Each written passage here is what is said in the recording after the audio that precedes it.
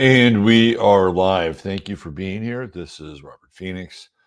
Welcome to another edition of the Astro Weather. It is the second to last day of Virgo, the 21st. And we are nearly officially in fall, right? Here's the fall. Nothing like a good green cola in the morning, good green screen cola in the morning. Zero sugar, quite good. Tastes somewhat like regular cola, but without zero calories in that. And by the way, they are not a sponsor of the show, but I do enjoy it. So how is everybody today? How are we doing? The weather out here, not too bad. Not too bad. Some cloud cover, a little breeze, sunny. We'll probably get to the 90s. We've stepped down from triple digits. Brutal summer. two brutal summers in a row, man. I don't know how many brutal summers in a row this state could take. And because I can tell that the topography here is definitely changing. It's getting drier, which is ultimately not good. And by the way, I don't think it has anything to do with climate change. So let's just get that up front. All right. Why don't we jump in here? Let me just do a little greetings with chat.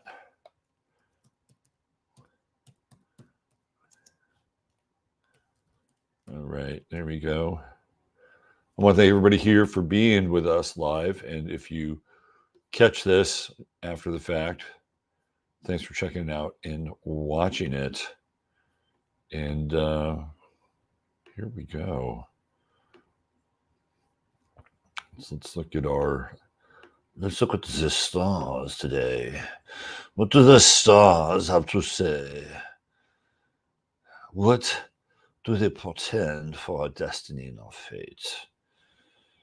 We shall endeavor to understand their mystery and significance, to decode the will of heaven, graced upon us by its celestial design.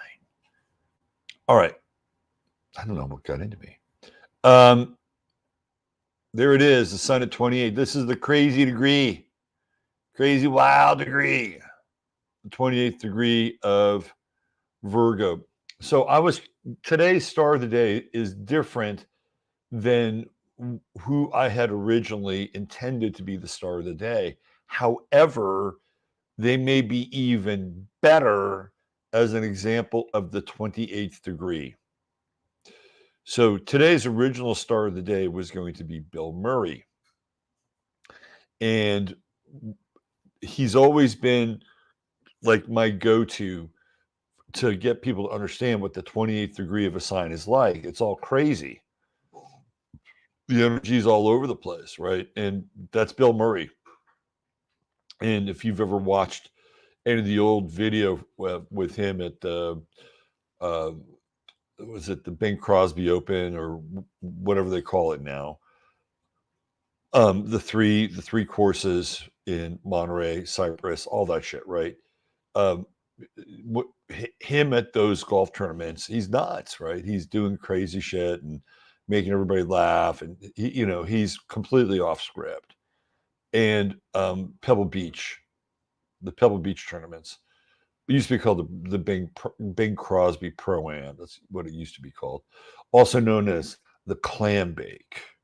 Anyway, yeah, you could just see how he's kind of like a power line that's been clipped, and it's sort of arcing. It's all over the place. Another person who's born in this day is Leonard Cohen. And I almost did Leonard Cohen. And what's interesting about Leonard Cohen isn't that he has the same kind of 28th degree erratic nature that Murray has, but he was at the Isle of Wight Festival, which was one of the last big rock festivals in that cycle of festivals in the late 60s and early 70s. And people were going nuts at Isle of Wight. So it was like the the 28th degree was around him.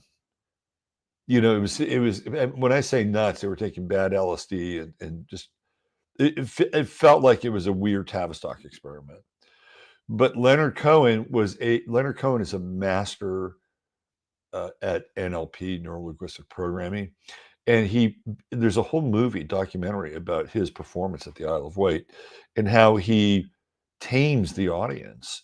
So in his case, it wasn't necessarily him that was the person who's erratic, but it was the conditions around him that were erratic. So this is where we are today at the 28th degree, and pay attention to that. I think this is an important pay attention day. And we're still in the Grand Trine territory that we talked about yesterday, although the sun is separated a bit from Uranus, still in that kind of hot trine with Pluto. And Pluto, here we go at 27, is coming back to the U.S. Pluto. This is it. This is the last sweep of the Pluto return in the U.S. And I think it's generally the second and third retrogrades. Usually it's the second retrograde that's the hardest. Although I don't think we made any real progress, unless, of course, you're a globalist, in which case you've made a ton of progress with that Pluto return, because the idea would have been, okay, well, this isn't working. So how do we as a country, how do we bolster our economy and our resources? If anything, the retrograde has made it worse in a lot of ways. So I would assume that the worst case scenario around this is that, we could be in some financial issues over the course of the next couple of months, because it's going to hang out there until, if I'm not mistaken, until around November, right? So it's going to be retrograding, stationing, going direct. So we're here one more time. This is it. This is the last pass of the Pluto return. We're going to find out where this thing is going by the end, right? Excuse me. Next year, we have the final regress of Pluto into Capricorn. We have a lot of Pluto in Aquarius next year. The final regress of Pluto into Capricorn, and it will be there. It will be in Capricorn on election night, supposed election night. And I do think we're going to have an election. I think it's the last election that we're going to have that resembles the elections that we've ever had. To me, that's it. 2024. After that, Pluto's in Aquarius, and governance looks very different, for better or for worse, right? So here we go. Let's get into some specifics. Boy, this Mars and Libra is feisty. I got to comment on what's happening in the so-called truth movement. Okay, on a sort of at the top layer, you have what's going on with Russell Brand, right, and all these critics that are coming out, and all the sex stuff, and Mars and Libra. I've talked about this before. It is the progress Mars in the U.S. chart. Now, keep in mind that the majority of the claims against Russell Brand happened here in the United States. The only claim against him that I'm aware of in England, again, I am not standing up for Russell Brand, but the only claims against him in Europe are the 16-year-old that he dated. And by the way, it's legal to date 16-year-olds in England. Yep. We found that out yesterday on the show. So why am I bringing this up? Well, because Mars and Libra, it's been progressed in the U.S. chart for a while. It's not like it happened last week. I think it's the Mars and Libra progressed in the U.S. chart is right around this degree. And you know how long it takes for planets, especially a planet like Mars, to be progressed. So this has been in play for a while. And this is, this is aggressive Venus. This is all about aggressive women, or trying to, and I think sometimes Mars and Libra can overcompensate for balance and fairness. And we can see right here with the opposition with Chiron in Aries, that this also has something to do with men, like just on a collective level. We have Mel Tucker, who is or was a football coach at Michigan State University. He just got flushed for Me Too, and under very bizarre circumstances, which I really don't want to get into. We'll probably do that on Serious Sports. But you can see like this Mars Chiron opposition. It's like this is open season for men, but there's more to it than that. I've been following things. Brand is at kind of at the, I guess you call him a truther. I don't know. Brand is just weak. There's certain things Brand is good with. He's very good at being a crafty Gemini and breaking down all these little details and minutia around the vax and around big pharma, around the military industrial complex. He speaks in these kind of very sort of titanic generalities, these titanic superstructures. He doesn't always get real personal, although I think with Fauci he got a little personal. But there's that. Then you get into what's going on with like Owen Benjamin and the conflict in his camp, where people are inside of his world going after him. There's been this animus that's been building towards Owen Benjamin for a while. Then you have Owen Benjamin versus Paul Romano pockets. To me, this is all Mars and Libra shit. All Mars and Libra stuff. And some of you may know that I've even had a brush of this over the last week. So this is where people there could be some real indignation with Mars and Libra. Like, my truth smells better than your truth. And because it does, I've got to bring justice. I got to bring down the hammer. To me, this is Mars and Libra is sometimes way overactivated. Like you need a cause. If you don't have a cause with Mars and Libra, it'll search around for a cause. And there's this kind of aggressive over attempt to achieve some kind of balance and equilibrium. Also, there's legal things that are in the air here. Well, Mars is involved with this inconjunct. So we have a nice sextile to the moon. Boy, talk about Sag. Excuse me. One more, usually three. Just two. Moon Sagittarius. Authentic, right? I'm going to express how I feel. I'm going to express the truth of my feelings. I am authentic. This is my authentic expression, right? Whatever that is. And so you have Mars sextiling the moon. I think you're going to have people today. Now, the good news is that we got a nice little trine with Venus, and we have a nice little sextile right there. Look, this is one of those days where, sometimes when people say, well, we can agree to disagree, and that's just so limp in a lot of ways. Well, we could agree to disagree. Yes, I guess that's better than assassinating one another, either literally or through character, right? But it would be better than let's just agree to disagree. Okay, that's the American way. That's the American way, right? Good job, Chup. Good job. That sounds English. Let's agree to disagree, shall we? I think this aspect is more than that. It's like, okay, we can agree to disagree, but how do we find a reasonable solution? If there are solutions to things, don't get me wrong, there are solutions. How do we find a reasonable solution? It's okay if we agree to, but let's try to work something out here, right? Let's try, like, and this is what I really like about the moon today, because people here with Venus, they can reflect the same values that are important to you, right? Like this is kind of a shared value day.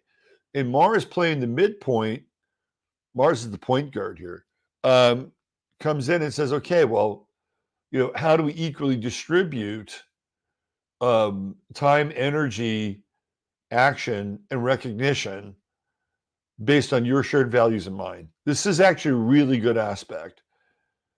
And I wouldn't call it negotiating per se, but I would call it more of a deeper connection with, you know what, today, just before I started the show, I saw kind of a news blip on John Cusack. And John Cusack, who's been freaking hardcore liberal, hated Trump. He's now basically looking at the Democratic Party like they failed him.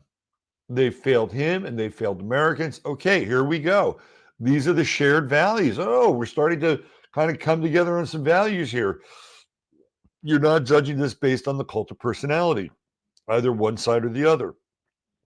So when we look at the mundane world or the collective world, we can see examples, and Cusack is giving us an example. Somebody on the right should reach out to John Cusack and say, you know, we share a lot of the same values here. Your party's failing you. Hey, look, if you're a Republican, your party's failing you too. I mean, let's face it, there's a few people in there that seem to talk a good game, but this is where you can make some common ground. If you're somebody who's a Republican, maybe a reasonable Republican, not a rhino, but a reasonable Republican, meaning that you can see kind of what's going on, reach out to John fucking Cusack, right? This is kind of a day where you can make some allies. Now, of course, we've got this opposition with Chiron, which I've talked about, but I like the energy. I really like the energy of today, especially going through the afternoon. And some new alliances can come out of this with, and we're still doing what, like a first quarter moon. The moon is gaining some momentum here in Sagittarius. It's feeling strong. People are feeling strong about what they have to say. Now, there is a bit of a danger because Sagittarius oftentimes skips over the details. Like they get the big picture and they get it in a way, it's like, well, yeah, that's true, but how did you get there?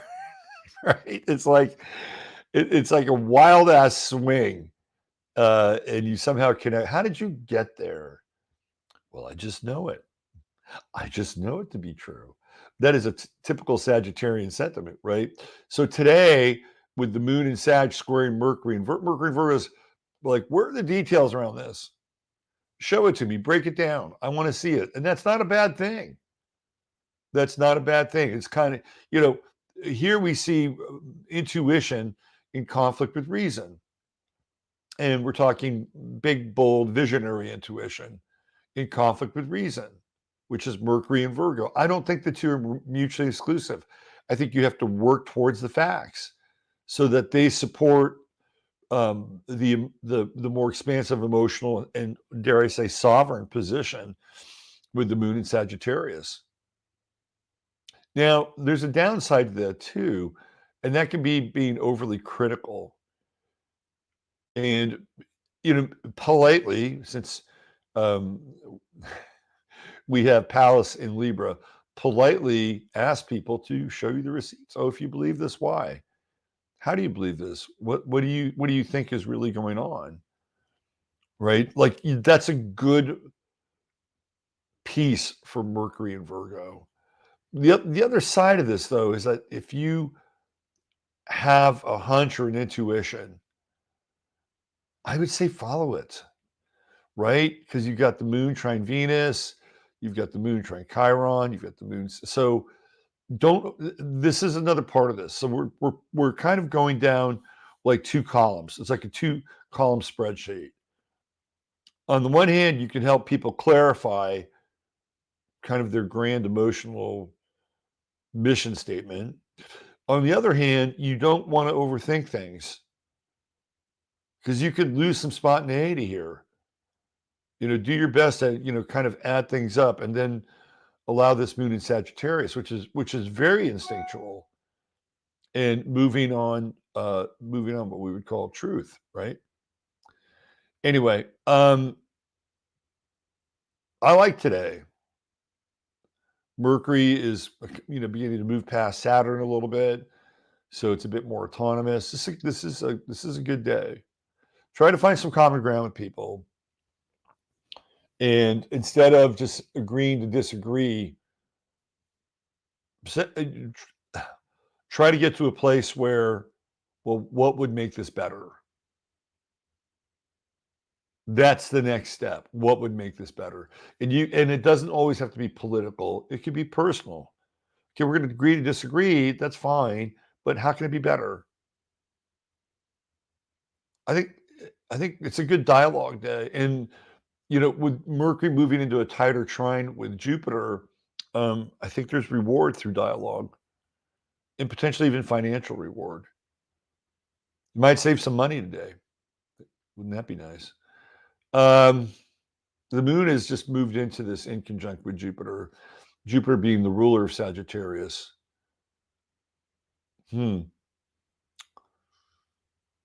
Is today a day to gamble on some investments? Interesting question.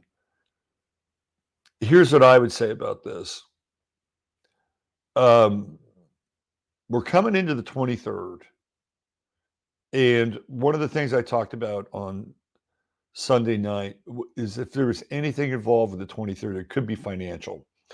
So, and I'm not going to, preach the doomsday scripture. But with this in conjunct, especially with the moon here and Jupiter, I would have some cash around. Today and tomorrow would be, because I know what happens with these banks. If you can't get to a bank, you got to go to an instant teller, and you have limits that you can take out. So today is one of those days. Tomorrow, I'd look to see if you can free up some cash just to have it around, just in case, right? Just in case things kind of go back on track or nothing happens, you can put some of that money back, or you can just keep it. So if you have it, I'd pull some out. You don't have to drain your entire account, but enough, I think, to stay solvent for a while. Okay, let's get into our star of the day.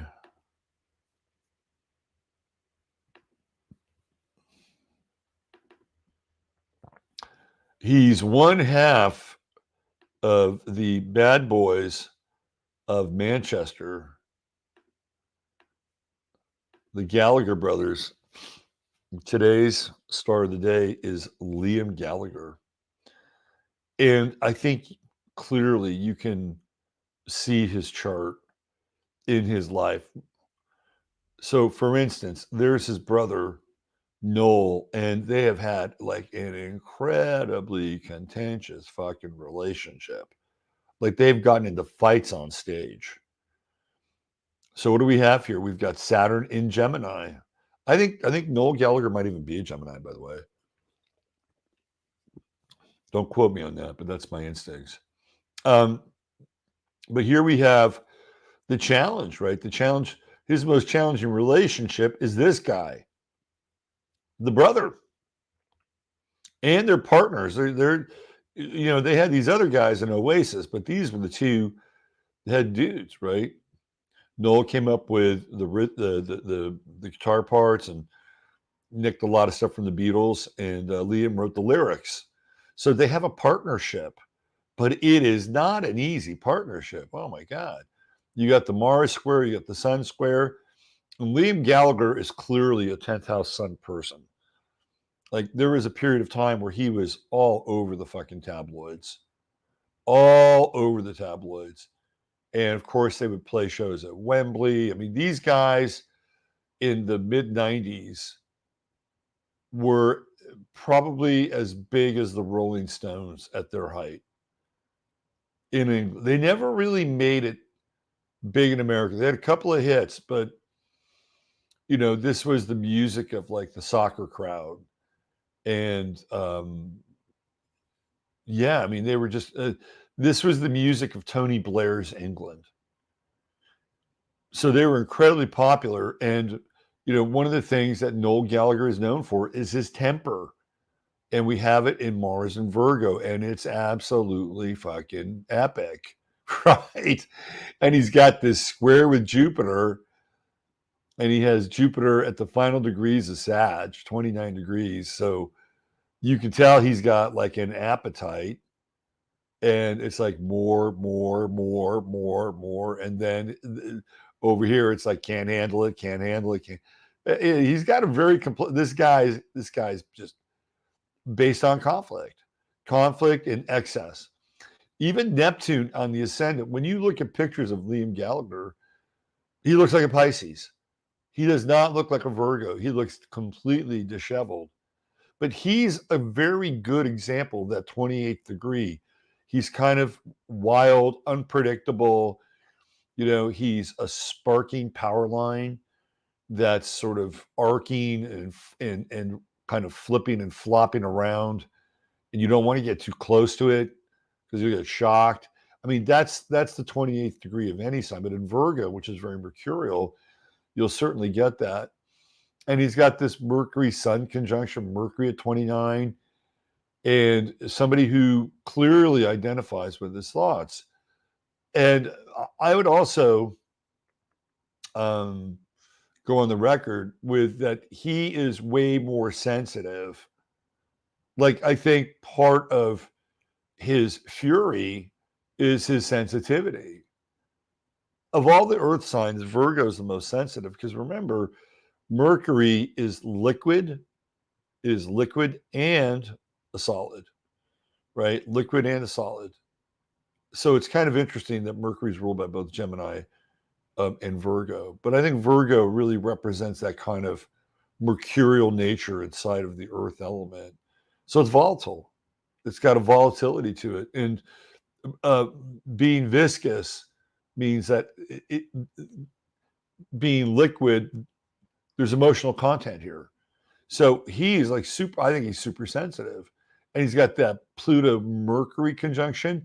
This guy does not forget shit. Like if you say something to Liam Gallagher in the press, he will not forget it. This is a guy with a grudge with Mercury Pluto. Dude with a grudge. But you can see, right? Like how public and how successful in a lot of ways he was. I'm not sure what they're doing now. They're a little old for the rock and roll game. Like he's just gone through his Chiron return. Literally just gone through his Chiron. So theoretically, he should be on a bit of a different path. But Neptune rising, like this is especially in Sagittarius, it's the epitome of Neptune rising. Drugs, and more. These guys are big fucking druggies. Big druggies, huge alcoholics. And he's got this Neptune moon square, his moon in Pisces. So there is some insecurity here. And his moon, like, there's like, I would go on the record and say Liam Gallagher experiences loneliness because he has all this public energy, right? But then there's this moon kind of just hanging out, third house, like his mother. I think it's probably more like his big sister, right? And then that moon Neptune square, maybe the mother also had some, maybe she had some issues with substances. Who knows? She might have drank when he was in the womb with the moon Neptune square. Venus and Leo, I think he's got some kids now. If you peel back the layers, he probably has a great affection for his kids. That's what I'm seeing here. But also Venus and Leo, and kind of at the end of the 8th house, secret relationships. This is the aspect of affairs, either Venus in the 8th or Venus in the 12th. They both are very affair-like. True Note in Capricorn, he wants to be at the top of the heap. He just doesn't want to be successful. He wants to be the most successful band in the world. He wants to be the most successful singer in the world, right? Because now we have this trine with the True Note and Mars. So Mars leaning into that 10th house. He's ambitious. I'm not sure who's more ambitious, him or his brother. They're both pretty ambitious. And you can just see the conflict right there. I think he'd be hard to be in a relationship with as well. You know, he could get there over time if somebody was able to hang out with him long enough so he could get clean and work out his rage, he might be okay with Saturn in the 7th house. But a lot of people don't have that kind of patience, forbearance, or codependency. Well, but a lot of people have the codependency. But no matter how codependent you are, it runs out at some point, right? So this is your star of the day. Liam Gallagher, I think, is very clear. I think he comes through bright and clear in his chart. I always love the star of the day where we've had a good run here over the last 3 days with Jeremy Irons and Sophia Loren and Liam Gallagher. Okay.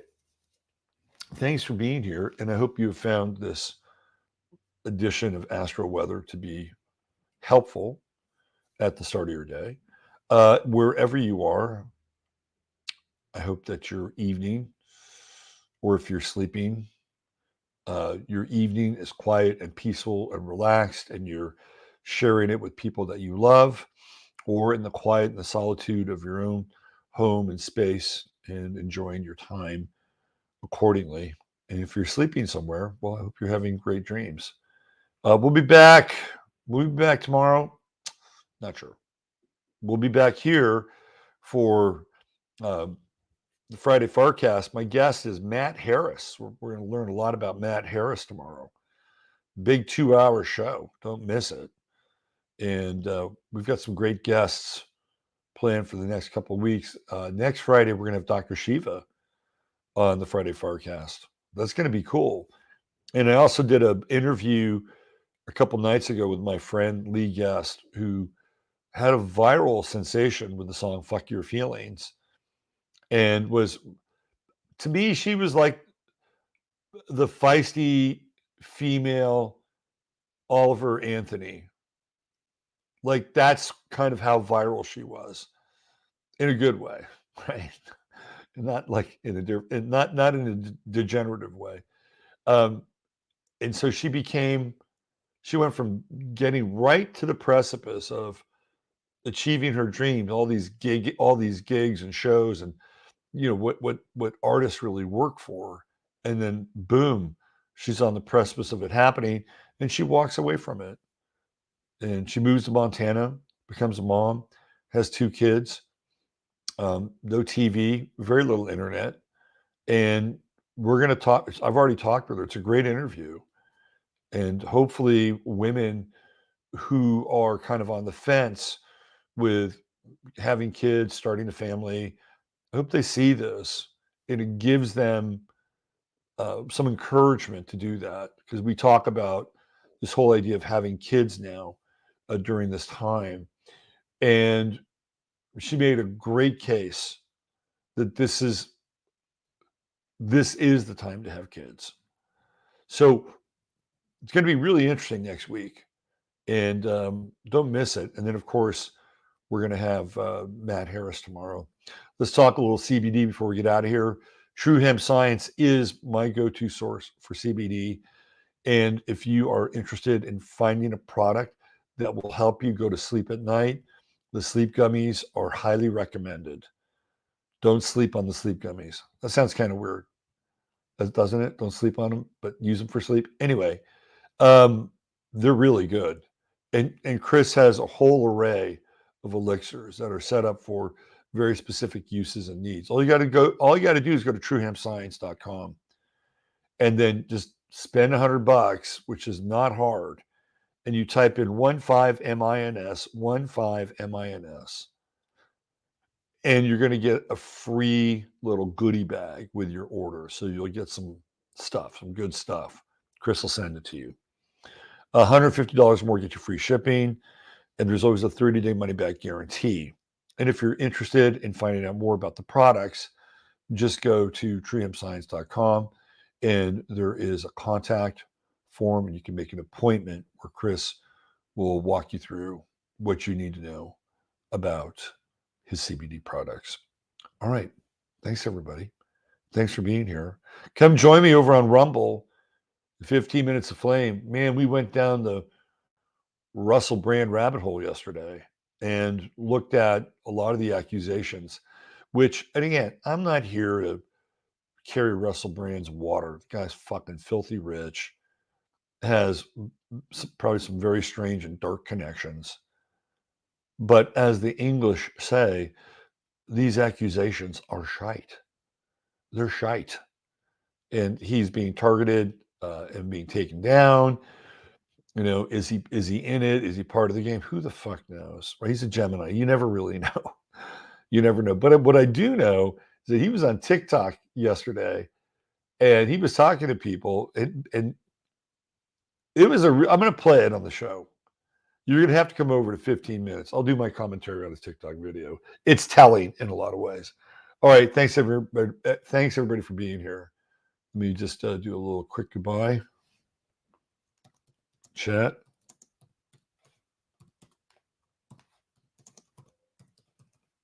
There we go. All right. We'll see you tomorrow over on the Friday Forecast. Bye for now.